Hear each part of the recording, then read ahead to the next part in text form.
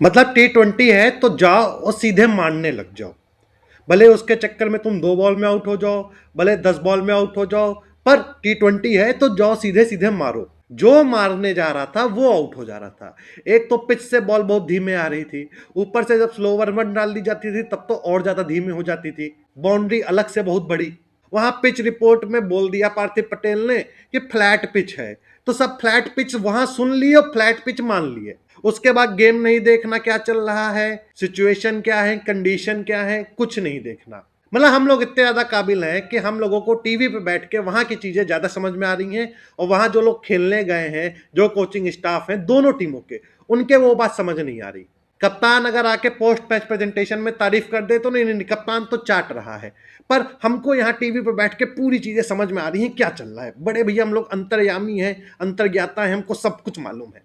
India अगर Australia को कम run पर रोक दे तो सब यही बोलेंगे कि इंडिया ने अच्छी बॉलिंग करी है, कोई ये नहीं बोलेगा कि ऑस्ट्रेलिया ने खराब बैटिंग करी है।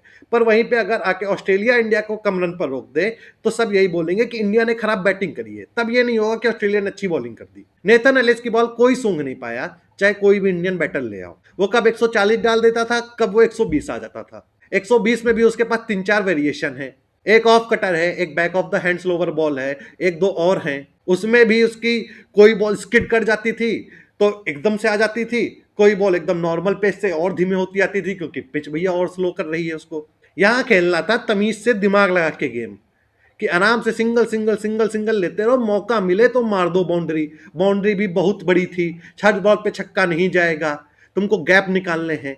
अब बात यह आएगी कि जिसने मैच देखा है उसको पता है कि गिल की ये 46 रन की इनिंग्स बहुत ही इंपॉर्टेंट थी।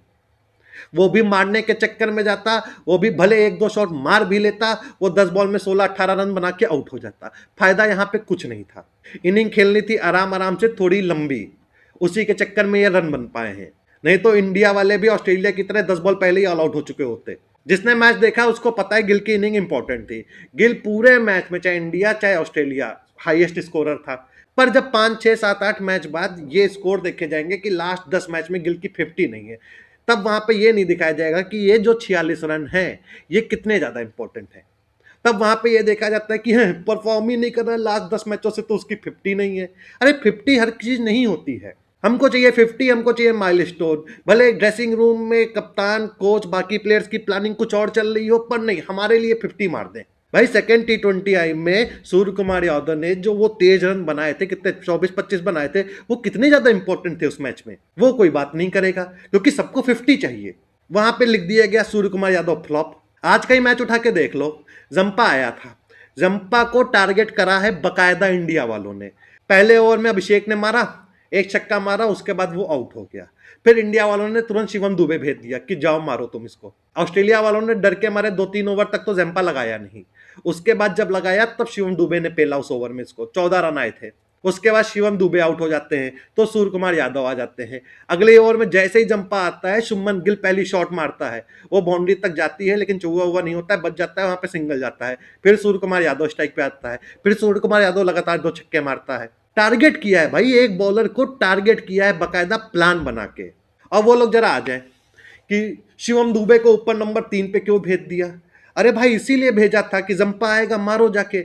वो हर एक कॉम्बिनेशन तैयार कर रहे हैं, वर्ल्ड कप इंडिया में होना है, कभी क्या पता कोई पिच ऐसी मिल जाए जिसपे स्पिनरों का ज्यादा बोलबाला हो, चौथे 5वें ओवर से ही स्पिनर आ जाए, पहला विकेट गिर गया 5वें 6ठे ओवर में, शिवम दुबे को ऊपर भेज दिया कि जाओ मारो इनको।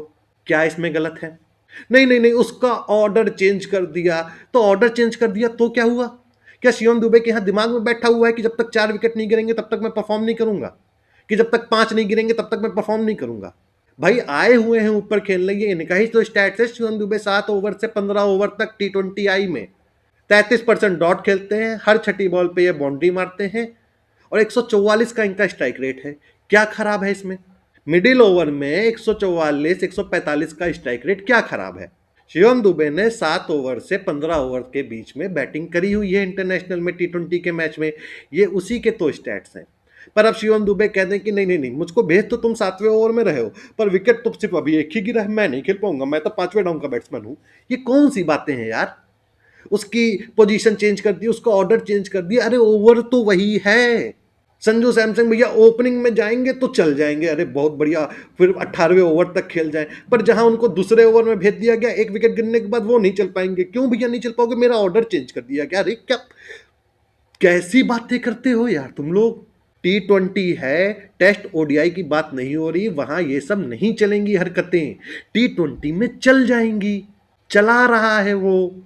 जंपा 4 ओवर में 45 रन दे के गया है, और हमारे दोनों बॉलर, अगर इस वॉशिंगटन सुंदर को हटा दो, अक्षर और वरुण चक्रवर्ती, ये 8 ओवर में 46 रन दिए हैं। डिफरेंस यही से पैदा हो गया, और जंपा को बकायदा टारगेट करा गया है। फिर बता रहा हूं, देखो एक भाई से मेरी बात हो रही थी, मैंने उसको बताया कि इंडिया टीम में 2 एंकर है, एक शुभमन गिल है, एक तिलक वर्मा है। वैसे तो शुभमन गिल परमानेंट एंकर है, पर अगर 1 2 3 विकेट जल्दी गिर जाते हैं उसमें शुभमन गिल भी होता है, तब तिलक वर्मा वो काम करने लगेंगे। वरना तिलक वर्मा जैसा अपना नेचुरल गेम है, तेज खेलने वाला, वैसे ही खेलते रहेंगे।